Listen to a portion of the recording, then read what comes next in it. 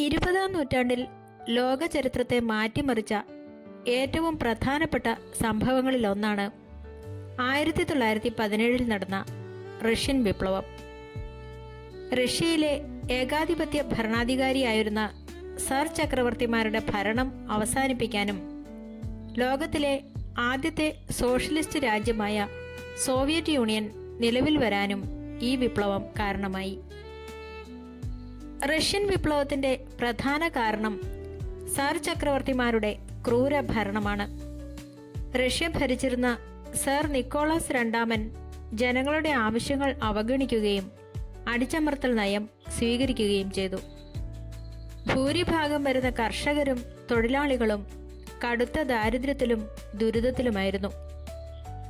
ഒന്നാം ലോക മഹായുദ്ധത്തിൽ റഷ്യ പങ്കെടുത്തത് രാജ്യത്തെ സാമ്പത്തികമായി പൂർണ്ണമായി തകർത്തു. ദശലക്ഷക്കണക്കിന് റഷ്യൻ സൈനികർ കൊല്ലപ്പെടുകയും രാജ്യത്ത് കടുത്ത ഭക്ഷ്യക്ഷാമം അനുഭവപ്പെടുകയും ചെയ്തു. കാറൽ മാർക്സിന്റെ സോഷ്യലിസ്റ്റ് ആശയങ്ങൾ റഷ്യൻ തൊഴിലാളികൾക്കിടയിൽ വലിയ സ്വാധീനം ചെലുത്തി. 1917 റഷ്യൻ വിപ്ലവം പ്രധാനമായും 2 ഘട്ടങ്ങളായാണ് നടന്നത്.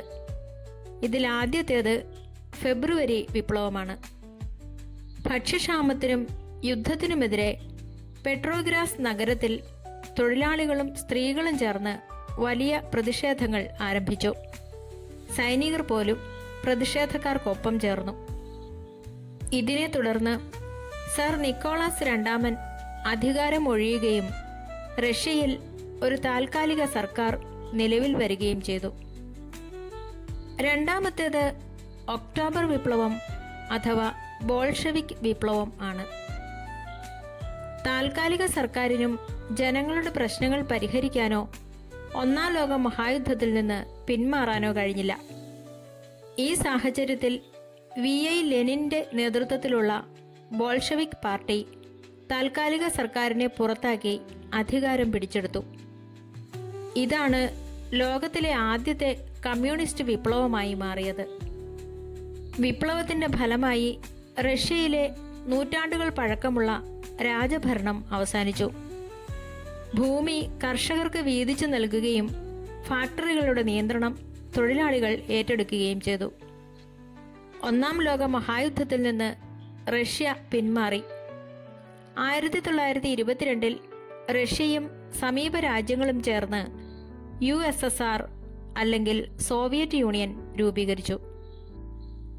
അന്നത്തെ റഷ്യൻ കലണ്ടർ പ്രകാരമാണ് ഈ വിപ്ലവങ്ങൾക്ക് ഫെബ്രുവരി ഒക്ടോബർ വിപ്ലവങ്ങൾ എന്ന് പേര് വന്നത്. എന്നാൽ നമ്മൾ ഇന്ന് ഉപയോഗിക്കുന്ന ഗ്രിഗോറിയൻ കലണ്ടർ പ്രകാരം ഇവ നടന്നത് യഥാക്രമം മാർച്ച് നവംബർ മാസങ്ങളിലാണ്.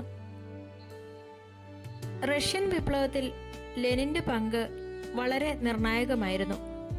അദ്ദേഹത്തിന്റെ ശക്തമായ നേതൃത്വവും തന്ത്രങ്ങളുമാണ് വിപ്ലവത്തെ വിജയത്തിലേക്ക് നയിച്ചത്. റഷ്യൻ സോഷ്യൽ ഡെമോക്രാറ്റിക് ലേബർ പാർട്ടിയിലുണ്ടായ ആശയപരമായ വ്യത്യാസങ്ങളെ തുടർന്ന് വിപ്ലവ വീര്യമുള്ള തൊഴിലാളികളെയും കർഷകരെയും സംഘടിപ്പിച്ചുകൊണ്ട് ലെനിൻ ബോൾഷെവിക് പാർട്ടി രൂപീകരിച്ചു. റഷ്യയിൽ വിപ്ലവം നയിക്കാൻ കണിശമായ അച്ചടക്കമുള്ള ഒരു പാർട്ടി വേണമെന്നത് ലെനിന്റെ നിർബന്ധമായിരുന്നു. ഫെബ്രുവരി വിപ്ലവത്തിന് ശേഷം സ്വിറ്റ്സർലൻഡിൽ നിന്നും റഷ്യയിൽ തിരിച്ചെത്തിയ ലെനിൻ ഏപ്രിൽ തീസിസ് എന്ന പേരിൽ തന്റെ ചരിത്രപ്രസിദ്ധമായ ആവശ്യങ്ങൾ മുന്നോട്ട് വച്ചു. ഇതിലെ പ്രധാന മുദ്രാവാക്യങ്ങൾ ഒന്നാം ലോക മഹായുദ്ധത്തിൽ നിന്ന് റഷ്യ ഉടനടി പിന്മാറുക, ഭൂമി മുഴുവൻ കർഷകർക്ക് വീതിച്ചു നൽകുക, എല്ലാ അധികാരങ്ങളും സോവിയറ്റുകൾക്ക് അതായത് തൊഴിലാളി സൈനിക കൗൺസിലുകൾക്ക് കൈമാറുക എന്നിവയായിരുന്നു. അധികാരത്തിലിരുന്ന താൽക്കാലിക സർക്കാർ ജനങ്ങൾക്ക് നൽകിയ വാഗ്ദാനങ്ങൾ പാലിക്കാതിരുന്നപ്പോൾ അധികാരം പിടിച്ചെടുക്കാനുള്ള കൃത്യമായ സമയം ഇതാണെന്ന് ലെനിൻ തിരിച്ചറിഞ്ഞു. അദ്ദേഹത്തിന്റെ ആഹ്വാനപ്രകാരം റെഡ് ഗാർഡുകളും തൊഴിലാളികളും ചേർന്ന് 1917 ഒക്ടോബറിൽ താൽക്കാലിക സർക്കാരിനെ പുറത്താക്കി ഭരണം പിടിച്ചെടുത്തു. സാധാരണക്കാരായ റഷ്യൻ ജനതയുടെ ഏറ്റവും വലിയ ആവശ്യങ്ങളെ അടിസ്ഥാനമാക്കി ലെനിൻ ഉയർത്തിയ സമാധാനം, ഭൂമി, ഭക്ഷണം എന്ന ലളിതമായ മുദ്രാവാക്യം ജനങ്ങളെ വിപ്ലവത്തിലേക്ക് ആകർഷിക്കുന്നതിൽ വൻ വിജയമായി മാറി. അധികാരത്തിൽ വന്നതിന് ശേഷം ലെനിൻ ചില സുപ്രധാന തീരുമാനങ്ങളെടുത്തു. ജർമ്മനിയുമായി ബ്രെസ്റ്റ് ലിറ്റോവ്സ്ക് സന്ധി ഒപ്പുവെച്ച് റഷ്യയെ ഒന്നാം ലോക മഹായുദ്ധത്തിൽ നിന്ന് പിൻവലിച്ചു. പ്രഭുക്കന്മാരുടെയും പള്ളികളുടെയും കൈവശം വരുന്ന ഭൂമി പിടിച്ചെടുത്ത് കർഷകർക്ക് നൽകി. ആഭ്യന്തര യുദ്ധത്തെ തുടർന്ന് തകർന്ന റഷ്യൻ സമ്പദ് വ്യവസ്ഥയെ ഉത്തേജിപ്പിക്കാൻ 1921 ലെനിൻ ഒരു പുതിയ സാമ്പത്തിക നയം നടപ്പിലാക്കി. ഇത് രാജ്യത്ത് ഭാഗികമായി സ്വകാര്യ വ്യാപാരം അനുവദിച്ചുകൊണ്ട് ഉൽപാദനം വർദ്ധിപ്പിക്കാൻ സഹായിച്ചു. ചുരുക്കത്തിൽ ലെനിൻ എന്ന മികച്ച സംഘാടകനും സൈദ്ധാന്തികനുമില്ലായിരുന്നെങ്കിൽ 1917 ഒക്ടോബർ വിപ്ലവം വിജയത്തിലെത്തുകയോ റഷ്യ ലോകത്തിലെ ആദ്യത്തെ സോഷ്യലിസ്റ്റ് രാജ്യമായി മാറുകയോ ചെയ്യുമായിരുന്നില്ല. ലോക ചരിത്രത്തിൽ ആദ്യമായി തൊഴിലാളികളുടെയും കർഷകരുടെയും നേതൃത്വത്തിൽ ഒരു ഭരണകൂടം നിലവിൽ വന്നു. ഇത് ലോകമെമ്പാടുമുള്ള പാർശ്വവൽക്കരിക്കപ്പെട്ട ജനങ്ങൾക്ക് വലിയ ആത്മവിശ്വാസം നൽകി. ലോകത്തിന്റെ വിവിധ ഭാഗങ്ങളിൽ കമ്മ്യൂണിസ്റ്റ് പാർട്ടികൾ രൂപീകരിക്കുന്നതിനും ശക്തിപ്പെടുന്നതിനും റഷ്യൻ വിപ്ലവം പ്രചോദനമായി. 1920 ഇന്ത്യൻ കമ്മ്യൂണിസ്റ്റ് പാർട്ടിയുടെ രൂപീകരണത്തിലേക്കും ഇത് വഴിതെളിച്ചു.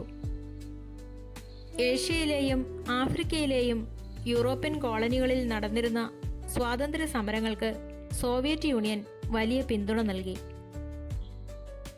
ഇന്ത്യൻ സ്വാതന്ത്ര്യ സമരത്തിൽ റഷ്യൻ വിപ്ലവത്തിന്റെ സ്വാധീനം വളരെ വലുതായിരുന്നു. ബ്രിട്ടീഷ് ഭരണത്തിൽ നിന്ന് മോചനം നേടാൻ ആഗ്രഹിച്ചിരുന്ന ഇന്ത്യൻ നേതാക്കൾക്കും വിപ്ലവകാരികൾക്കും റഷ്യൻ വിപ്ലവം ഒരു പുതിയ വഴികാട്ടിയായി മാറി. ബ്രിട്ടീഷുകാരെ ഇന്ത്യയിൽ നിന്ന് പുറത്താക്കാൻ സായുധ വിപ്ലവം ആഗ്രഹിച്ചിരുന്ന യുവാക്കൾക്ക് റഷ്യൻ വിപ്ലവം വലിയൊരു ആവേശമായിരുന്നു. ഭഗത് സിംഗ്, ചന്ദ്രശേഖർ ആസാദ് തുടങ്ങിയ നേതാക്കൾ രൂപീകരിച്ച Hindustan socialist Republican association Russian വിപ്ലവ ആശയങ്ങളിൽ നിന്ന് പ്രചോദനം ഉൾക്കൊണ്ടതായിരുന്നു. ജയിലിൽ കിടക്കുമ്പോൾ ഭഗത് സിംഗ് ലെനിന്റെ ജീവചരിത്രവും മാർക്സിസ്റ്റ് പുസ്തകങ്ങളും നിരന്തരം വായിച്ചിരുന്നു. തന്റെ അവസാന നാളുകളിൽ അദ്ദേഹം ലെനിന്റെ പുസ്തകം വായിച്ചുകൊണ്ടിരിക്കുകയായിരുന്നു എന്ന് ചരിത്രം പറയുന്നു. കോൺഗ്രസിനുള്ളിലെ യുവ നേതാക്കളായ ജവഹർലാൽ നെഹ്റു, സുഭാഷ് ചന്ദ്രബോസ് എന്നിവരിൽ റഷ്യൻ വിപ്ലവം കടുത്ത സ്വാധീനം ചെലുത്തി. 1927 നെഹ്റു സോവിയറ്റ് യൂണിയൻ സന്ദർശിക്കുകയും അവിടുത്തെ പുരോഗതിയിൽ ആകൃഷ്ടനാവുകയും ചെയ്തു. ഇതിന്റെ ഫലമായി കോൺഗ്രസിനുള്ളിൽ ഒരു സോഷ്യലിസ്റ്റ് വിഭാഗം രൂപപ്പെട്ടു. സ്വാതന്ത്ര്യാനന്തര ഇന്ത്യയിൽ നടപ്പിലാക്കിയ പഞ്ചവത്സര പദ്ധതികൾ സോവിയറ്റ് യൂണിയന്റെ ആസൂത്രണ രീതിയിൽ നിന്ന് നെഹ്റു കടമെടുത്തതായിരുന്നു. റഷ്യൻ വിപ്ലവത്തിന്റെ നേരിട്ടുള്ള സ്വാധീനത്താൽ 1920 ഒക്ടോബറിൽ താഷ്കന്റിൽ വെച്ച് എം.എൻ. റോയ്, അവാനി മുഖർജി തുടങ്ങിയവരുടെ നേതൃത്വത്തിൽ കമ്മ്യൂണിസ്റ്റ് പാർട്ടി ഓഫ് ഇന്ത്യ രൂപീകരിച്ചു. പിന്നീട് 1925 ഇത് ഇന്ത്യയിലും പ്രവർത്തനം ആരംഭിച്ചു. ഇത് ഇന്ത്യൻ രാഷ്ട്രീയത്തിൽ വലിയൊരു വഴിത്തിരിവായി. റഷ്യൻ വിപ്ലവത്തിനു മുൻപ് ഇന്ത്യൻ സ്വാതന്ത്ര്യ സമരം പ്രധാനമായും നഗരങ്ങളിലെ മധ്യവർഗക്കാരുടെ ഇടയിലായിരുന്നു ഒതുങ്ങി നിന്നിരുന്നത്. എന്നാൽ വിപ്ലവത്തിന് ശേഷം സാധാരണക്കാരായ കർഷകരെയും ഫാക്ടറി തൊഴിലാളികളെയും സമരത്തിന്റെ മുൻനിരയിലേക്ക് കൊണ്ടുവരാൻ നേതാക്കൾക്ക് കഴിഞ്ഞു. 1920 all India trade union Congress രൂപീകൃതമായത് തൊഴിലാളികളെ സംഘടിപ്പിക്കുന്നതിൽ നിർണായകമായി. റഷ്യൻ വിപ്ലവത്തിന് ശേഷം സോവിയറ്റ് യൂണിയൻ സന്ദർശിച്ച ടാഗോർ അവിടുത്തെ വിദ്യാഭ്യാസ സാമൂഹിക പുരോഗതിയെ അഭിനന്ദിച്ചുകൊണ്ട് റഷ്യയിലെ കത്തുകൾ എന്ന പേരിൽ കുറിപ്പുകൾ എഴുതുകയുണ്ടായി. റഷ്യൻ വിപ്ലവം ഇന്ത്യൻ സ്വാതന്ത്ര്യ സമരത്തിന് വെറുമൊരു രാഷ്ട്രീയ സ്വാതന്ത്ര്യം എന്നതിനപ്പുറം സാമൂഹികവും സാമ്പത്തികവുമായ സമത്വം എന്ന പുതിയൊരു ലക്ഷ്യം കൂടി കാട്ടിത്തന്നു. റഷ്യൻ വിപ്ലവത്തിന്റെ വിജയഗാഥകൾ കേരളത്തിലെ സാധാരണക്കാരായ തൊഴിലാളികളെയും കർഷകരെയും വലിയ രീതിയിൽ ഉണർത്തി. ജന്മിത്വത്തിനും ചൂഷണത്തിനുമെതിരെ പ്രതികരിക്കാൻ അവരെ അത് പ്രേരിപ്പിച്ചു. 1930കളിൽ കേരളത്തിൽ ശക്തമായ ഇടതുപക്ഷ ചിന്താഗതികൾ വളരുന്നതിനും 1939ൽ കമ്മ്യൂണിസ്റ്റ് പാർട്ടി രൂപീകരിക്കുന്നതിനും റഷ്യൻ വിപ്ലവം പകർന്നു നൽകിയ ആവേശം ചെറുതല്ല.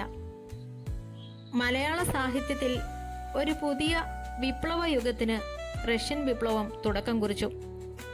സാഹിത്യം രാജാക്കന്മാരെയും പ്രഭുക്കന്മാരെയും കുറിച്ചുള്ളതാകരുത്, മറിച്ച് സാധാരണക്കാരൻ്റെയും പട്ടിണിക്കാരൻ്റെയും ജീവിതമായിരിക്കണം എന്ന് എഴുത്തുകാർ ചിന്തിക്കാൻ തുടങ്ങി. അധ്വാനിക്കുന്നവന് അർഹമായ കൂലി വേണം എന്ന ചിന്ത കേരളത്തിലെ കയർ, കശുവണ്ടി, കാർഷിക മേഖലകളിലെ തൊഴിലാളികൾക്കിടയിൽ ശക്തമായി.